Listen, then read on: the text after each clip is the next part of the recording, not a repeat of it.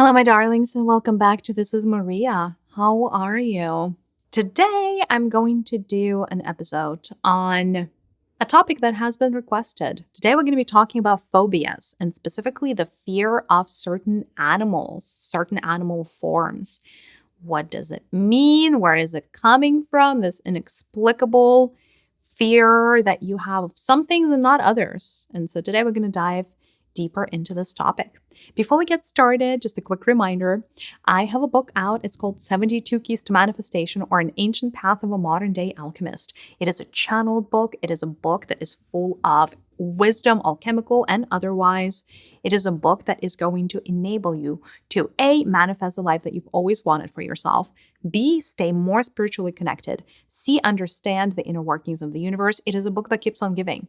It is a book that you can keep rereading many times, and every time you read it, new layers are going to unfold in front of you because it is a very layered book.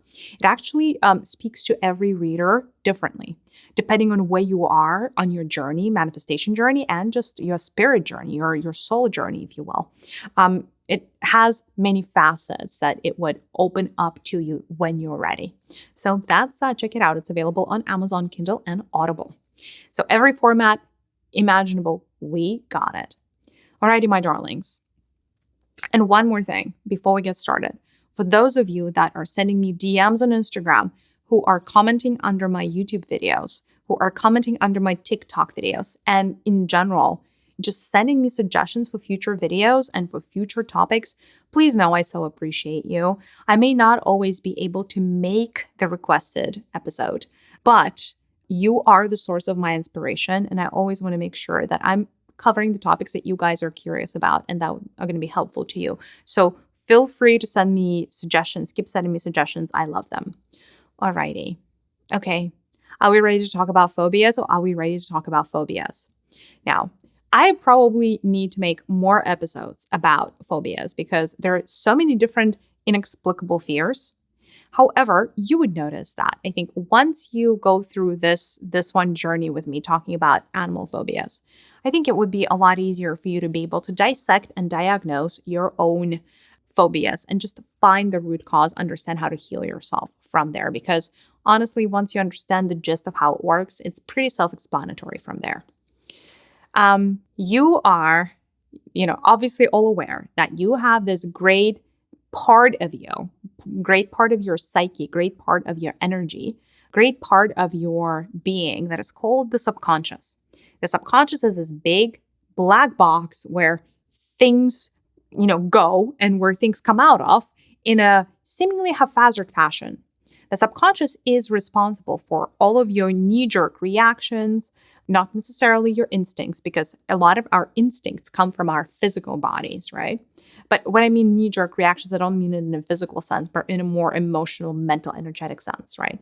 Your subconscious runs a big chunk of your life because your subconscious is this. Essentially, it's a memory bank. Your subconscious contains every single thing, every single memory, every single happening that your soul has been on from the beginning of time, recorded there. There is a very big reason that you don't have access to the entirety of your subconscious. You know who does? Your higher self does.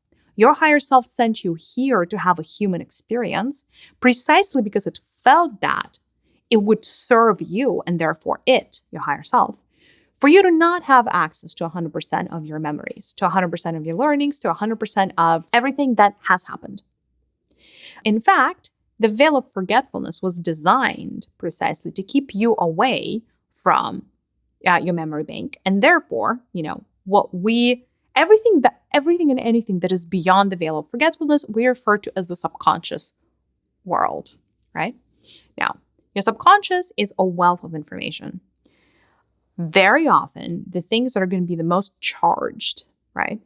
The things that produce the most, the things that are front and center in your subconscious are the things that used to cause you or caused you very strong emotions in the past, right? And then, essentially, if we took the entirety of existence and entirety of the soup of happening and divided and looked at it on a scale, and it was a scale of sensations, right? You would have things and events and people that caused you a lot of feeling and a lot of sensation, and you would have people, circumstances, and events in lives that were kind of run of the mill and didn't really necessarily elicit such an emotional response. So things that are front and center in your subconscious are the things that elicit a strong response. And that is where the phobias live. The phobias are very strong emotionally, or shall I say that the phobias stem from very strong emotionally charged memories. What your phobias are very noticeable bookmarks in your psyche. Think of it as a bookmark, like a memory preservation spell, if that makes sense, right? And thanks to that memory, thanks to that sensation, parts of your subconscious become momentarily accessible to you. So let me explain it. Like, do you guys know that you can have a set of coordinates, right? And based on the set of coordinates, you can find your spot on the map. You don't need to have a map. The similar thing works here. And let's start talking about animals. The different animals are really symbols. And, each symbol is very rich. And you may, and like each symbol is like a set of coordinates that would get you to a particular memory in the past. In the same way that, your longitude and your latitude could send you to a particular place in the physicality of planet Earth, right? So it's like all these, it's almost like every phobia is like a mnemonic technique, right? That sends you back to a particular traumatic experience from the past. Now, there is more to unpack here. There is more depth to this subject. Okay. Pretty much every single human being has a phobia of some sort. A phobia of an animal is actually one of the more common phobias in humanity. Now, first things first, I must say that some of your phobias are actually not your phobias, but the phobias of your lineage, right? Meaning, let's use the snake as an example. By the way, we're going to talk about the snake a lot during this episode. Let's say that your ancestors lived in an area of the world where there were a lot of poisonous snakes. Let's say that because of that, your lineage has developed a collective knowing that if you get bitten by a poisonous snake, you very often die, and so you should beware. Don't go in the grass or don't go in the water or wherever those snakes are, right? You, as a descendant of that lineage, may live somewhere else entirely without any poisonous snakes. You may be living in New York City. Arguably not a lot of poisonous snakes in New York City, unless you're in the zoo. And even then, you're still pretty protected. And yet, because you have all these ancestral memories, subconscious, because your ancestral memories are a part of your subconscious, just like your personal memories are, right? You're still they're still beyond the veil, so to say, outside of reach, just outside of your reach. And then, if the universe shows you a snake, all of a sudden, the snake is like a set of coordinates that sends you to a particular place on that map, to a particular place within your subconscious. And when you go to that place, right, and it happens momentarily, it's like, whoa, alarm, like, oh, caution, danger. Why would you potentially think that the snake is dangerous? Is because the snake may have killed many of your ancestors in the past, right? So one reason that you may have a fear of an animal is because enough of your ancestors died from, an encounter with that animal.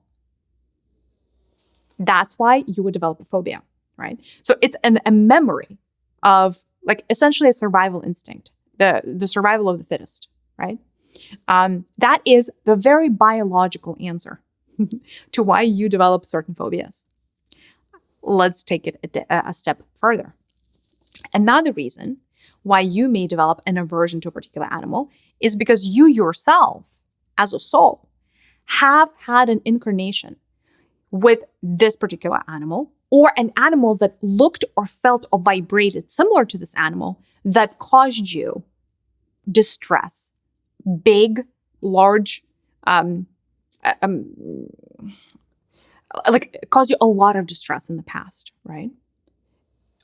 And, could have even caused your death, right? So for instance, if you yourself have been bitten by a cobra in a past life and died because of the cobra bite, that memory would be deposited in your great subconscious. In this life, if you were faced with a cobra, even a painting of the cobra, but definitely the real actual thing, you would go into fight or flight mode because your subconscious remembers everything. And the cobra, again, as that binary code is like a symbol, it sends you back to that memory, whether you'd like it or not. And so like your whole body, like your hackles rise, like you go into fight or flight mode because you're like, whoa, this is danger. And it's not, look, you're not being unreasonable, right? What I would like for you to know is you are never unreasonable and you're not going crazy. Indeed, if a particular animal elicits right now a very strong emotion, a very strong defense mechanism in you, something happened. You have history, you have karma with an animal to work through. There is no other way. There's no other way. Now, there is a third layer to this entire thing. And that's why we have to, it's a rabbit hole. We have to go deeper and deeper and deeper to fully, truly understand the phobias. The third large chunk and explanation for phobias is that an animal doesn't always have to be taken quite so literally. An animal phobia cannot always be taken quite so literally. Sometimes an animal is a vibrational representation of something else, a symbol of something else. So if your particular phobia has to do with the symbolic meaning of the animal, you have to understand what does that animal represent symbolically before you can trace back to what actually happened in the past to make you fearful of that experience. We can go over some of the larger symbolic meanings of some animals if you'd like. I'm getting the nod from the collective. It sounds like you guys want to go down that rabbit hole with me. That is terrific news. But just one more thing, right? Because I just want to make sure we're 100% clear. If you are essentially, if you have an aversion to a particular animal symbolically, you are scared of the thing that they represent. Why are you scared of the thing that they represent? Yet again, we're being sent back to the past, your past most likely, or sometimes the past of your lineage, like a past memory, where that thing that this animal symbolizes caused you either a lot of pain, a lot of suffering, or caused you to die. Still. And that is how the loop closes down, right? It's kind of still one and the same reason if you think about it. So let's look at the most common phobias, planet Earth, for animals. And I'll just dissect what does it mean symbolically. Fear of snakes is actually one of the very, very common ones. What does it mean? I'm not going to be essentially surprising anybody right now with how simple this is, right? What is snake a symbol for? Snake is the symbol for wisdom. Snake is the symbol for knowledge. Snake is also the temptress or the tempter of the Garden of Eden that got humanity off the path. But that's a whole other story. So when you are afraid of the snake symbolically, like you could be afraid of the snake because snake bit you in a past life and you died, or bit your ancestor and they died, or bit your baby and they died. Doesn't really matter, right? It doesn't have to be you. Like they could have bitten somebody in your, like a friend or whatever, in your family member, and you would still feel that caused you pain, right? Because you lost somebody, right? Like you associate snake with snake bites that cause you to lose people that you love. But snakes symbolically represent knowledge and wisdom. The question you have to be asking yourself is, why is it that being wise or having certain knowledge caused me pain in the past? Or where in the past did having wisdom and knowledge cause me to either die, be killed, be persecuted, or whatnot? You have your witch wound right here. A lot of witches were killed for their wisdom, right? Sometimes something suboptimal happens to you because you have a knowledge of something. Sometimes they say ignorance is bliss. So if you have had massive examples from the past where you found out about something and that caused you to lose your life, or lose your limb or whatever. You may have an aversion to knowing things and you're going to want to stay in the state of ignorance. What is an example of that? Let us say that, I don't know, like there's so many examples of like how knowledge can be detrimental to you. Let's say you it was the Middle Ages. There was the king and his court, and you found out that there was a coup d'etat, like somebody wanted to steal the power from the king. And you were supposed to tell the king, but you kept quiet. And then everybody was found out, and somebody has told on you that you knew about this potential overthrow, the plan to overthrow the king, but you didn't come forward. And so you had the knowledge of this. And then the king, executes you, chops off your head, you're dead. Say that was the scenario.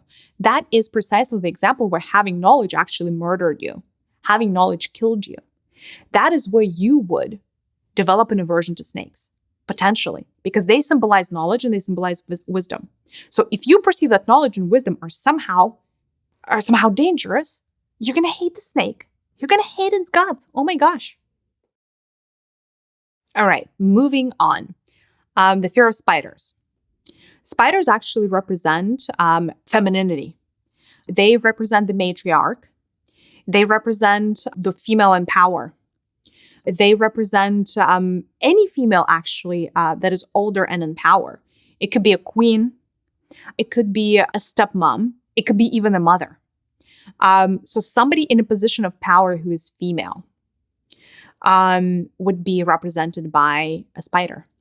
So if you have a fear of spiders, you are subconsciously worried or have fears of, or have trauma around women in a position of power. The spider is also the dark or the shadow side of femininity. That is another thing that it came to symbolize, as powerful as it is. So the dark shadow of femininity could be things like envy, things like jealousy, things like backstabbing, actually, or ratting somebody out. It's like the loss of trust in a commune, right? Because the light side of femininity is like, let's keep the trust. The dark side of femininity is let's break the trust. Let's not stand for unity. Let's stand for separation. That is the underlying, the deep dark waters of the symbology of the spider. And again, please, I have to apologize to all the spiders when I say that, because the spider is one of the symbols of the Divine Mother, right? As you guys well know, I have extensive love for the Divine Mother. So for me to even say that spider also represents the dark side, it takes a lot out of me. But I have to be real, and I have to also be actionable with you so that you understand where the things are coming from, right? So like the darkness of femininity is what's represented by the spider. Sometimes it's also the rebel female, right? Like the Lilith archetype would actually be the spider. If you guys are familiar with the first wife of Adam, Lilith, who didn't think Adam was all that he was made up to be. And, she kind of left, right? And then there was Eve, right?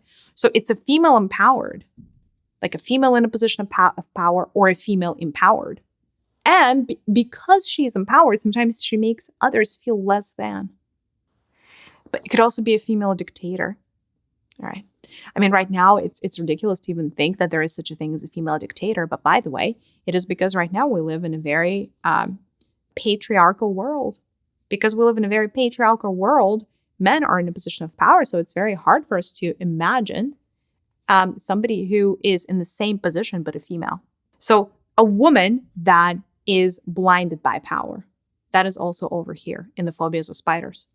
And again, could it be possible you're worried about spiders because they bit you, it was a poisonous spider in the past and you died? Yes. But also anything around the wounding in your past life, around the wounding of femininity. What would be an example of that? Let's say that in a past life, you had a stepmom and she was extremely strict, like the Cinderella's stepmom, and she abused you or something, or she threw you out on the street and you died because of hunger or something, right? Or you were a maid to the queen or to like a very powerful female and she, mistreated you or beat you, or anything. If you were abused by a female, like a teacher or like a nun in a monastery, and, if you were abused or somehow put down, or like there's emotional a trauma around, the matriarch archetype or the female in power, you will develop an aversion to spiders. There's no other way. All right, going down the list. The fear of insects, bugs. I mean, all kinds over here. From, I don't know, roaches to grasshoppers to just like, there's so many people with an aversion to bugs. I could not begin to tell you. Most likely in this particular case, I don't think you were killed by a bug in the past life. Although weirder things have happened, it is very possible that you were killed by a bug. Sometimes, and we're going to talk about scorpions separately, but you may have been killed by a scorpion in a past life. And you may still develop, because the proximity, the scorpions are very close to the insects. So that they are an insect, actually. So you may develop an aversion to other insects if you died by a scorpion bite in the past life, or somebody in your lineage did. However, the symbolic representation of having an aversion to insects is actually, when you have an aversion or phobia of insects, you have an aversion to the darker side of you, to your own shadow, is what it is. Insects represent the shadow. They crawl. They live on the earth. They are of the earth, right? The dark, deep earth.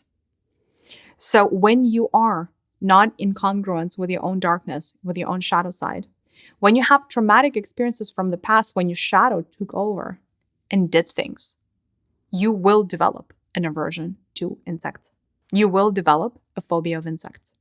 What could be an example of you, going off the rails? I don't know. Let's say you were in a position of power in a past life and you went crazy, like, I don't know, murdering people for money or whatnot, accumulating all of these, corpses along the way. That is an example of how your shadow took over. If you are, if you develop a lot of judgment around that particular life, that particular incarnation, you are going to start developing judgment, and you're going to start developing a phobia against or around insects. Any phobia of insects tells you that there are shadow aspects of you, specifically around your darkness, like the darker side, that you haven't worked through, you haven't integrated, that there are still some karmic things. Because the moment you untie all of these karmic knots, you're not going to have an aversion to insects. An insect is just going to be an insect to you. That's it. Scorpions. Scorpion is actually a fear of somebody in a position of power. Anybody, actually. And it could also be a fear of black magic. That's usually the scorpion. Anybody in a position of power. Anybody who could have potentially in a past life mistreated you. I don't know, say you were a slave and you had a master. You may have a fear of spiders. Say there was a crazy king and you were trying to, I don't know, you were a court jester or something. You may have an aversion to scorpions. Anybody who limited your expression, or I don't know, any jailer of yours from a past life, any time that your expression or your livelihood was limited in some way, and somebody in a position of control or power forced you to do the things to a big degree, to a large degree, that you didn't want to do, you may develop this fear of people in a position of authority. And it may come through as the phobia of the scorpion. And black magic. Scorpions are very mystical creatures. They are connected to divination. They are connected to sorcery. They are connected to black magic. You may develop an aversion to black magic in two instances. Black magic was done onto you, or you did black magic and things backfired. Both of these are going to give you a phobia of a spider. Sorry, not spider, scorpion. Oh, back up. Okay. Are you guys ready to talk about fear of dogs and wolves? The fear of dogs and wolves. So wolves are very, pack creatures. So they're communal creatures. There's no, a lone wolf is like an anomaly, right? And the dogs are, of course, a byproduct of the wolf culture.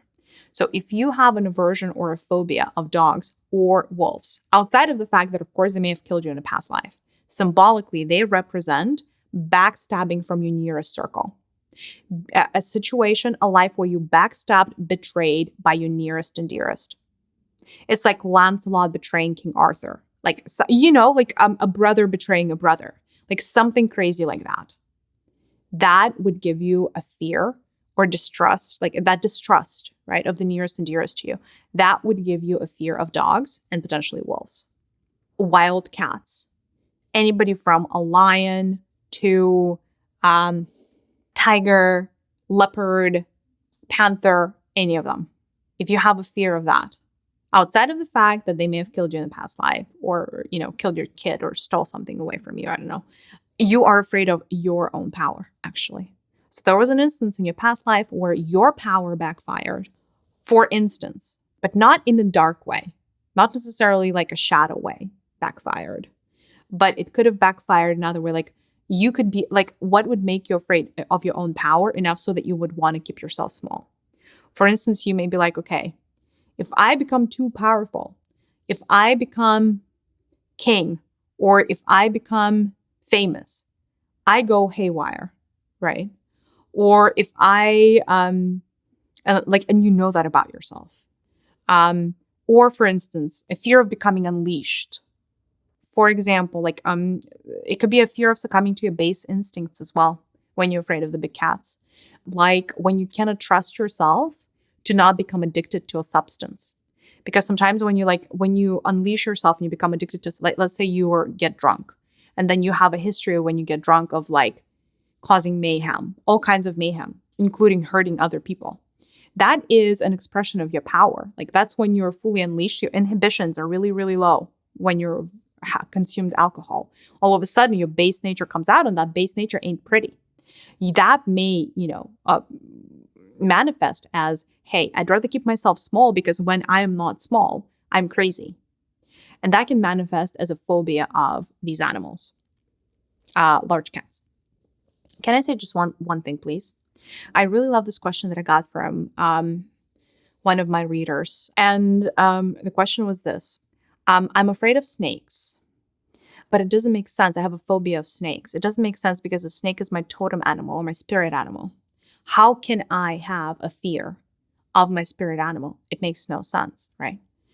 Here is the recognition in this person, the recognition that they have a very special relation with their totem animal. In this particular case, it was the snake. And, there is an affinity with that animal. There's probably a lot of respect between the person and the animal. However, and that almost brings us to a little bit of a deep dive, really quickly, not too long, a little bit of a deep dive into a totem animal and the spirit animal conversation. When at soul level, you choose a spirit animal or a totem animal for a particular life, it's usually like a contract where you have to first be worthy in order to get the strength of that being, of that animal, right?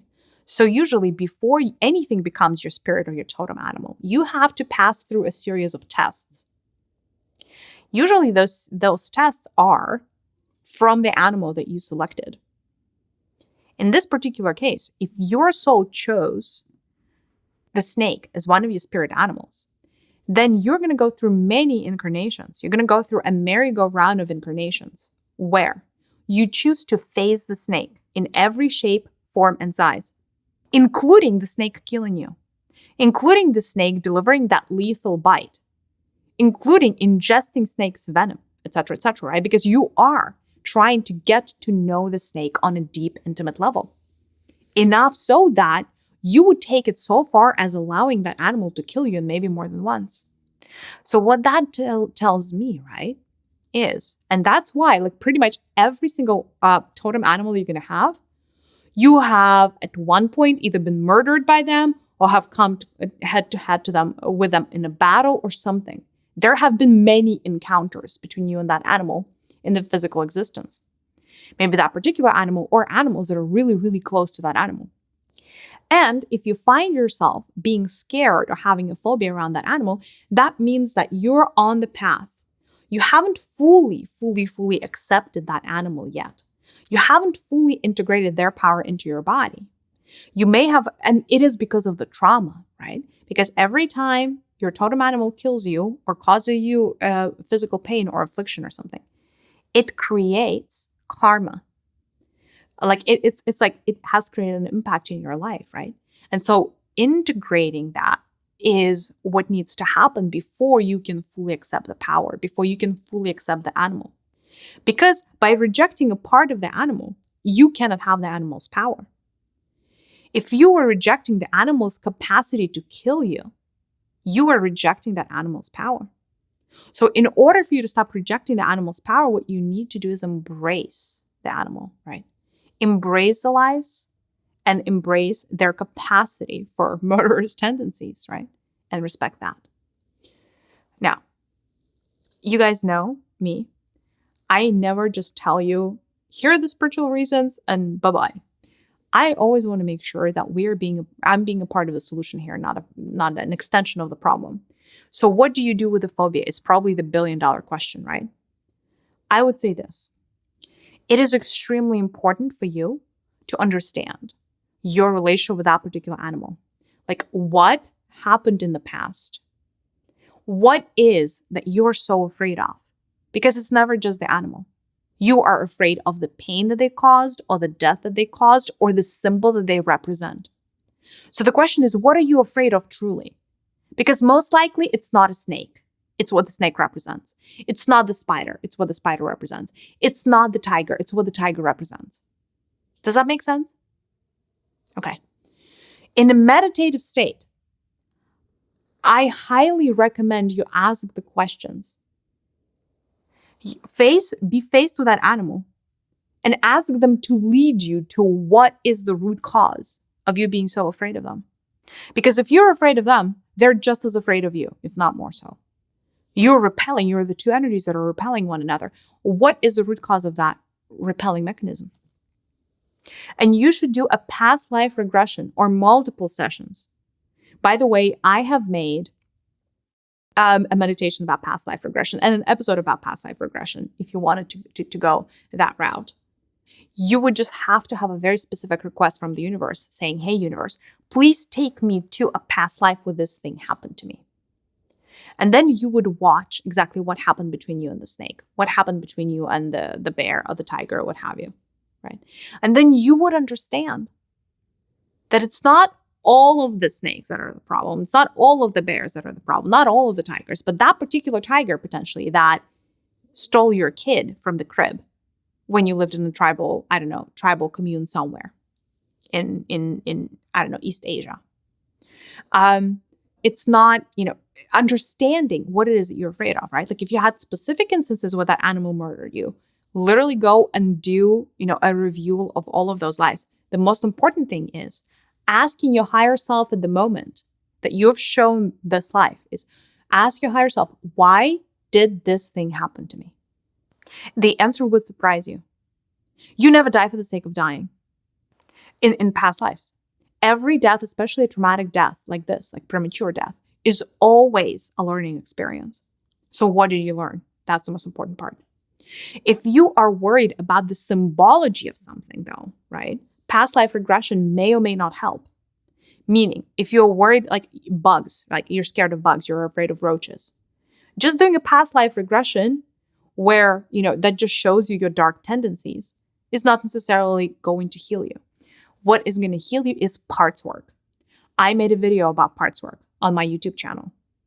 Watch this. There are a lot of teachers that teach parts work really, really well on this planet. Teal Swan being one of them.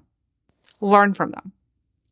Because with these things like not being able to accept your own darkness, that's parts work. That is you rejecting a part of yourself. You being scared of your own power, also parts work, right? So you have to integrate those parts of yourself that you're so scared of, right? That can only happen through parts work. So past life regression and parts work are the two main tools to deal with phobias that are energetic, that I know of. Of course, there are physical things like just being desensitized to something, right? Like interacting with a particular animal very frequently in the physical is going to help replace the sensation or the memory of being worried about them. So the more you encounter snakes in real life, and the more you have experiences where the snake doesn't kill you, whereas it may have in the past, your codes may start being rewritten, right? So being desensitized to the object of your phobia is actually a very impactful thing that you can do in the physical world as well. Fourth thing, you may want to connect to the consciousness of that thing which you're most afraid of. Because your phobias are always your greatest teachers. You should ask them, what is it that they're here to teach you? What is the one big thing that you're missing? What is their gift to you? You can even do an automatic writing. Just let your hand write down the answer. So connecting with that animal, spiritually, so to say, connecting to them telepathically is a way towards building that bridge. Because anytime you're experiencing a fear, you are rejecting and you're separating yourself from that which you are fearful of. If you start building that etheric bridge in your mind's eye, in your head, consciousness to consciousness, over time you would notice that the physical contact becomes easier, that the triggers are becoming softer, or maybe disappear completely. All right, my loves. I feel like there's a question from the collective on this topic that I need to take. What is this question? Anything about animal phobias? The question is, I'm afraid of scorpions, but when I go to past lives, I cannot notice anything. Like I'm not able to see the past life at all. That where I would be either bitten by a scorpion or anything to do with black magic. So how do I heal myself if I try to do past life regression, but nothing really came up? Then I would say do automatic writing. If you're trying to diagnose and understand why you're so afraid of scorpions, take a blank piece of paper and first put down the name scorpion, like whatever you're afraid of, like whatever is your version of this thing, right? And write down all the things that you associate with a scorpion. Like, write your story about the scorpion. They're this way and that way. And, and they seem like this and they seem like that. Like, describe them. Describe their energy, right? If they were an energy, what energy would they be? If they were a feeling, what feeling would they be? If they were a thought, if scorpion was a thought, what thought would it be, right? And look at everything that you spit out on paper. That is going to be a dead giveaway of what it is that you're afraid of. Symbolically. If you say, okay, scorpions cannot be trusted, then you are afraid of not being able to trust, or people and circumstances not being trustworthy, you not being trustworthy. All of these things, right? So if you can't heal yourself via past life regression, start healing yourself by asking the right questions and allowing yourself to receive the right answers. Receiving the right answers is half of the healing. Because that is when you excavate something, you take something out of your subconscious and put it on a dinner plate right in front of you, so to say, right?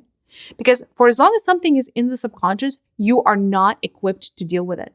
You're not even sure it's there. You don't know that you don't know it. Once you have been able to tuck something out of your subconscious and into your vicinity, like that's why I say putting it on your plate in front of you, then that is half of the work. Then you can ask the universe for insights, work with this symbol, work with this energy, and understand. But at least you know what your adversary is, right? You know where it's coming from. So study it. If you need deep dives into symbology, you can Google the symbology of different animals and keep reading different articles that come through until it hits you specifically what is the symbolic reason you are afraid of that particular animal. The universe always talks to you. The universe always gives you signs. If you are asking the universe for a question, and let's say you're not clairaudient, so you cannot hear voices and your spirit doesn't talk to you, then the universe will talk to you through the things that you Google, through the things that you see on social media, the things you see on TV, something that a friend randomly tells you, books that you randomly come across in a bookstore. So expose yourself to information. and the answer is going to be revealed to you. Alrighty, my darlings. I hope this was helpful. Sending you a big virtual hug. I'll see you in the next one. Bye.